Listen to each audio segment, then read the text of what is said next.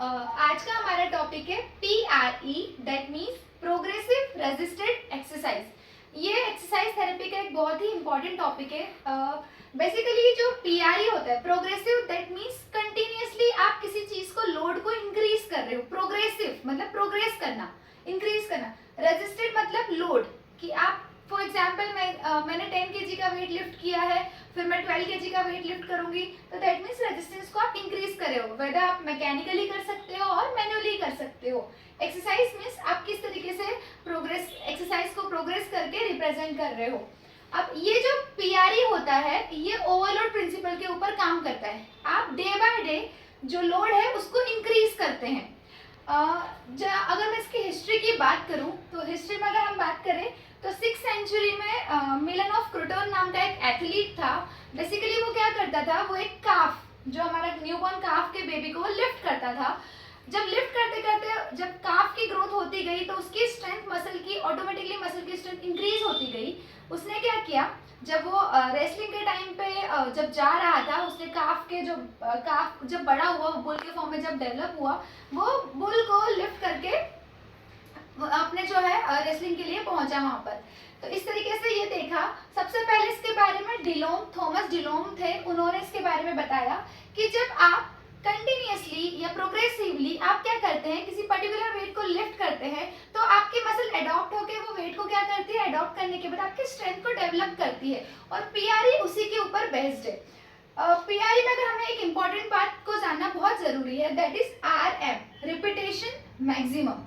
Repetition maximum का मतलब ये होता है ग्रेटेस्ट अमाउंट ऑफ वेट, और we can say that load a muscle can move through the available full range of motion without any fatigue। इसका मतलब ये होता है कि आपने क्या किया, मान लो मैं क्या कर रही हूँ कि मैंने 10 किलो का वेट किया, 10 किलो का डंबल अगर मैं अवेलेबल रेंज में अगर लिफ्ट कर पा रही हूँ बिना मसल को फटीग किए, तो वो मेरा होगा RM। अब RM कैसे हो सकता है, RM it can be 1 RM हो सकता है कि मैं 50 किलो का वेट एक ही बार में लिफ्ट कर पा रही हूँ, उसके बाद मैं लिफ्ट नहीं कर पा रही हूँ, तो मेरा जो मैक्सिमम RM होगा, जो रिपीटेशन मैक्सिमम होगा, वो होगा 50 kg। RM जो हो सकता है वो 6 RM भी हो सकता है, कि मैंने क्या किया, 10 kg के डंबल को 6 बार उठाने के बाद मैं 7 टाइम उठा नहीं पा रही हूँ, तो वो मेरा हो गया 6 RM। नेक्स्ट होता है हमारा 10 RM। RM कुछ भी हो सकता है, 1 RM, 2 RM, 3 RM, it's on. 10 RM हम रिपीटेशन मैक्सिमम को अगर हम PRE के बेसिस पे बात करें, तो हम हमेशा 10 RM को लेके ही बात करेंगे। 10 RM का मतलब ये होता है, जैसे मैं हमेशा डंबल की बात करी कि मैं 10 kg का जो डंबल है वो लिफ्ट कर पा रही हूँ। अगर मैंने 10 kg के डंबल को 10 टाइम्स, मतलब बिना मसल को फटीग किए, मैं कंटिन्यूसली मैंने एक साइड रिपीट किया, सेकेंड टाइम रिपीटेशन किया, थर्ड रिपीटेशन किया, अगर ऐसा कंटिन्यूसली मैं 10 बार 10 किलो के डंबल को लिफ्ट करती हूँ, तो जो मेरा मैक्सिमम RM होगा वो होगा 10 kg। जो होगा 10 RM जो होगा वो मेरा होगा 10 kg, क्योंकि 11th टाइम मैं वो 10 kg के डंबल को उठा नहीं पा रही हूँ।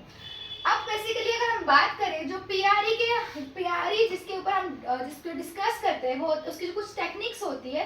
There are 3 techniques. First one is DeLorme's and Watkins, जिन्होंने सबसे पहले इसके बारे में बताया था, थॉमस डिलोम्स ने एंड वेटकिंस ने। सेकेंड जो हमारी टेक्निक है वह है ऑक्सफोर्ड मेथड। जो थर्ड हमारी टेक्निक है वो होती है McQueen method. Now moving further for the techniques, जो जैसे कि हमने पहले डिस्कस किया था, डिलोम एंड वेटकिंस टेक्निक, इन्होंने सबसे पहले रेजिस्टेड एक्सरसाइज के बारे में बताया था। उसके बाद ऑक्सफोर्ड की मेथड थी, and then the third is the MacQueen's method. According to the DeLorme and the Watkins method, इनके अकॉर्डिंग क्या था, हम क्या करते हैं, एक्सरसाइज प्रोटोकॉल को 3 सेट्स में डिवाइड करते हैं, first set, second set and the third set. इनके अकॉर्डिंग क्या था कि आप जब भी पहला सेट एक्सरसाइज का प्लान करोगे, it should B 50% of 10 RM। For example, मान लो जो मैंने अपना अगर खुद का अगर देखा कि मैं डंबल 20 kg का लिफ्ट कर पा रही हूँ, 20 kg का डंबल मैं मैक्सिमम 10 टाइम लिफ्ट कर पा रही हूँ, इससे ज्यादा 11 टाइम करने पे मेरी मसल फटीग हो रही है, मैं लिफ्ट नहीं कर पा रही हूँ, तो मेरा 10 RM कितना था, 20 kg था। अब 20 kg का 50% कितना होगा, it should be 10। Then 20 kg का नेक्स्ट जो कितना होगा हमारा 75% कितना होगा, around 15, and the 100% is around 20। According to the DeLorme, इन्होंने क्या बोला था, जब भी आप एक्सरसाइज के सेट्स डिजाइन करोगे, तो first set should be 50% of the 10 RM। मानो मुझे 20 kg के कितने सेट करने हैं, 20 का कितना हाफ करना है, 10 kg की करना है। मैंने फर्स्ट सेट में 10 रिपीटेशंस करे, 10 बार मैंने 10 kg के डंबल को उठाया। अब मैंने क्या किया, सेकेंड सेट में 30 सेकेंड्स का ब्रेक दिया। 30 सेकेंड ब्रेक के बाद क्यों मैंने ब्रेक दिया, क्योंकि आपको क्या होगा कि मसल आपकी जो है वो रिकवरी में, इट टेक्स रिकवरी, और आपकी जो है एनाबोलिक, जो आपका एनारोबिक सिस्टम है वो काम करेगा। नाउ सेकंड जो सेट में एक्सरसाइज का प्लान करूंगी, जो सेकंड सेट होगा मेरा, मैं कितना वेट लिफ्ट करूंगी, 75% ऑफ 10 RM। मतलब मेरा जो 20 kg कितना, ये 10 RM मेरा कितना है, 20 kg मेरा 10 RM है, उसका 75% कितना होगा, अराउंड 15। मतलब जो नेक्स्ट सेट होगा मैं 15 kg का डंबल 10 टाइम लिफ्ट करूंगी। नाउ थर्ड सेट जो होगा, जो थर्ड सेट होगा 10 रिपीटेशंस 100% ऑफ 10 RM। इसका मतलब ये होता है कि इस बार जो थर्ड सेट होगा मेरा, मैं पूरा फुल 10 RM लिफ्ट करूंगी। मतलब मुझे 20 kg का डंबल 10 टाइम लिफ्ट करना है। डिलोंग के अकॉर्डिंग क्या था, आप वेट को स्लोली इंक्रीज करोगे। पहले आपने 50%, पहले सबसे पहले आपका काम ये होगा कि आपको RM फाइंड आउट करना होगा, 10 RM फाइंड आउट करना होगा। मैंने अपना 10 RM फाइंड आउट किया था 20 kg का। उसके बाद मैंने क्या किया, 20 kg को फर्दर डिविजन्स लिए, फर्स्ट सेकंड थर्ड सेट में डिवाइड किया। तो इनके अकॉर्डिंग अगर आप ऐसा करते हैं तो आपकी मसल फटीग नहीं होगी। अगर आप मान लो मैंने अगर 100 kg का एक ही बार में लिफ्ट किया, सेकंड सेट में कर ही नहीं पा रही हूँ, तो अकॉर्डिंग टू डिलोम आप स्लोली इंक्रीज करते जाओ। अब डिलोम एंड वर्टिस के बाद जो नेक्स्ट टेक्निक है वो है ऑक्सफोर्ड मेथड। ऑक्सफोर्ड के अकॉर्डिंग क्या था, इन्होंने बोला आप पहले फुल सेट के साथ करवाओ, पहले आप 100% का सेट करवाओ, उसके बाद आप स्लोली डिक्रीज करो, 75% वेट दो, उसके बाद आप 50% वेट दो। मान लो अब जो मेरा फर्स्ट सेट होगा अकॉर्डिंग टू दी ऑक्सफोर्ड, जो फर्स्ट सेट है वो कितना होगा मेरा, 20 का मैं लिफ्ट करूंगी। जो सेकंड सेट होगा वो मेरा कितना होगा, 15 kg का डंबल लेके मैं 10 टाइम लिफ्ट करूंगी। थर्ड जो मेरा सेट होगा वो होगा मैं 10 kg का डंबल लेके 10 टाइम लिफ्ट करूंगी। अकॉर्डिंग टू दी ऑक्सफोर्ड आप हाई टू लो की तरफ वेट को शिफ्ट करो, और डिलोम जस्ट ऑपोजिट थे। डिलोम ने ऑक्सफोर्ड क्या है, just opposite to the DeLorme technique के जस्ट ऑपोजिट होगी। अब दोनों ही टेक्निक में डिफरेंस क्या है, अब हम कैसे डिसाइड करेंगे कि हमें कौन सी टेक्निक मतलब किस तरीके से एक्सरसाइज के सेट डिजाइन करने हैं। तो फॉर एग्जांपल जैसे मान लो कोई पेशेंट का भी अर्ली मतलब पोस्ट फ्रैक्चर रिहैब का केस हुआ, मैं उसको ऑल ऑफ सडन मतलब हाई वेट के साथ मैं ज्यादा जो इंक्रीज वेट के साथ एक्सरसाइज प्लान नहीं कर सकती। तो मेनली जो डिलोम एंड वेटकिंस की टेक्निक होती है ये अर्ली रिहैब के फेज में काम आती है। अर्ली रिहैबिलिटेशन में आप डिलोम की टेक्निक को फॉलो कर सकते हैं। कि अभी फ्रैक्चर का केस है तो मान लो मुझे क्वाड्रिसेप्स की स्ट्रेंथनिंग करानी होगी, तो मैं क्या करूंगी, अगर मुझे क्वाड्रिसेप्स चेयर पे उसको ट्रेनिंग देनी है तो मैं क्या करूंगी, क्वाड्रिसेप्स चेयर पे मैं 50% पहले किसी का 10 RM फाइंड आउट करूंगी कि 10 RM उसका कितना है, उसका 50%, देन 75, देन 100 दूंगी। अब जो ऑक्सफोर्ड टेक्निक होती है ये जनरली क्या होता है, आपकी एडवांस फेज में यूज होती है। एडवांस फेज में आप इसको यूज कर सकते हो इस टेक्निक को, कि आप पहले ज्यादा की तरफ, फिर आप उसको स्लोली स्लोली आपको ग्रेजुअली कम करना है। Now third technique is MacQueen technique. MacQueen technique किस पे काम करती है, मैकवीन टेक्निक के अकॉर्डिंग क्या था, आप ना तो वेट को इंक्रीज करो, आप ना तो लोड को कम ज्यादा करोगे, ना ही आप ना ही डिक्रीज करोगे, ना ही इंक्रीज करोगे। थ्रू आउट दी आप 4 सेट्स के अकॉर्डिंग, मैकवीन के अकॉर्डिंग 4 सेट्स होते हैं। उन्होंने क्या किया, उन्होंने बोला कि अगर मान लो आप शुरुआत से ही आपका जो है वो कांस्टेंट रहेगा वेट, पहला सेट भी आपको 20 kg डंबल के साथ ही करना है, सेकंड सेट भी आपको 20 kg डंबल के साथ ही करना है, थर्ड सेट भी इसी तरीके से करना है, फोर्थ भी इसी तरीके से करना है। इस तरीके की एक्सरसाइज जनरली आप एथलीट के साथ प्लान करते हैं। जो एथलीट्स के लिए जो एक्सरसाइज की जाती है, एथलीट के लिए जो प्रोटोकॉल सेट किए जाते हैं, या कोई जिम पर्सन के लिए जब हम एक्सरसाइज प्लान करते हैं तो उनके वेट्स के साथ हम उनका हम डेफर नहीं करते हैं, हमें same weight throughout the रखना है, रेजिस्टेंस जो होगा हमारा सेम होगा।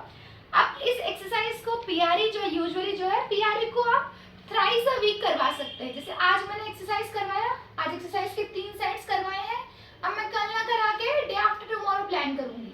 आपको क्या करना है, जैसे अभी मैंने देखा कि इस वीक का जो मेरा वेट था, मैं 20 kg का डंबल लिफ्ट कर पा रही थी, इस हफ्ते मैंने 20 kg वेट के साथ ही अपनी मसल को ट्रेन किया है। अब अगले हफ्ते मुझे फिर अपना नया RM फाइंड आउट करना होगा, अगली जो बार होगा हमारा, जो अगला नेक्स्ट वीक होगा, मुझे नया RM फाइंड आउट करना है, क्योंकि फर्स्ट अभी तो मैं 20 kg का लिफ्ट कर पा रही थी, हो सकता है नेक्स्ट वीक में मैं 22 kg का वेट लिफ्ट कर पाऊँ, तो this is my next new RM। तो न्यू RM के अकॉर्डिंग फिर मैं अगेन एक्सरसाइज प्लान करती जाऊंगी कि पहला जो सेट होगा 22 kg के अकॉर्डिंग हाफ जो होगा वो 11 kg का लिफ्ट करूंगी। इस तरीके से हमें एक्सरसाइज करनी है।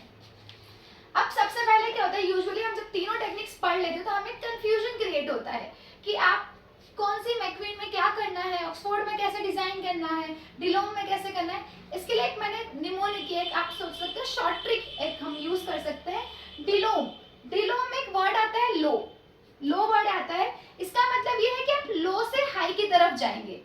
जब आपको 10 RM मिल जाएगा उसके बाद आप लो से हाई की तरफ जाएंगे। और एक जो हमारा लास्ट था मैकवीन, क्वीन वर्ड है, वहाँ क्वीन वर्ड है मतलब कि आपको कांस्टेंट रहना है, आपको सेम रहना है, आपको चेंज नहीं होना है। तो जो थर्ड बचता है वो है हमारा ऑक्सफोर्ड। ऑक्सफोर्ड का मतलब सिंपल सा फंडा है, हाई से लो की तरफ जाएंगे, डिलोम में लो से हाई की तरफ, मैकवीन में सेम रखना है आपको, और जो ऑक्सफोर्ड होगा जो हमारा उसमें आपको क्या रखना है, हाई से लो की तरफ आपको एक्सरसाइज का प्रोटोकॉल प्लान करना है। जनरली डिलोम जो होगा वो अर्ली रिहैब फेज के लिए हम प्लान करते हैं, पोस्ट फ्रैक्चर रिहैब हो गया या जो अभी जस्ट रिहैबिलिटेशन वाले फेज में एक्यूट फेज में आया ही है ना। ऑक्सफोर्ड का जो रहता है यूजुअली आप क्या करते हो, आपको हाई से जो एडवांस फेज होगा या इंटरमीडिएट जो फेज होते हैं रिहैबिलिटेशन के आप उसमें डिजाइन कर सकते हो, और जो लास्ट होता है हमारा मैकवीन वो आप कंसिस्टेंसी को मेंटेन रखने के लिए करते हो कि आपका जो है अपने मसल को आपने अडॉप्ट किया, उसकी स्ट्रेंथ को आपने इंक्रीज किया। So this is all about the PRE that means progressive resisted exercise, और हम इसी तरीके से हमें एक्सरसाइज के प्रोटोकॉल डिजाइन करना चाहिए। Thank you.